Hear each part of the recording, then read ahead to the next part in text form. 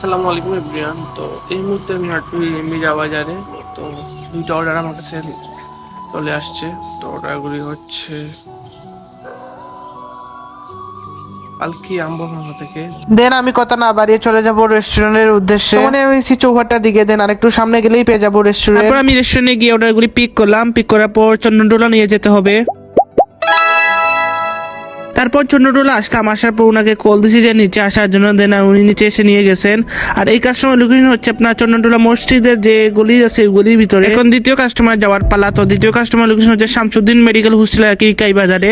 তো আমি আগে গেটের ভিতরে ঢুকে পড়বো। গেটের ভিতরে কোনো সিকিউরিটি ছিল না, যার জন্য আমি অনেক কষ্ট করে এটার ভিতর থেকে পার হয়েছি। তো কাস্টমারকে আমি কল দিয়েছি যে আমি আপনার হোস্টেলের দ্বারাই আছি। তারপর উনি এসে খাবারটা নিয়ে গেলেন, দেন টাকাটা বুঝিয়ে দিলেন। তো এই ছিল আজকের মিনি ব্লগ। যদি আপনাদের ভালো লাগে অবশ্যই পেজটিতে ফলো দিয়ে রাখতে পারেন আর সাবস্ক্রাইব করতে ভুলবেন না।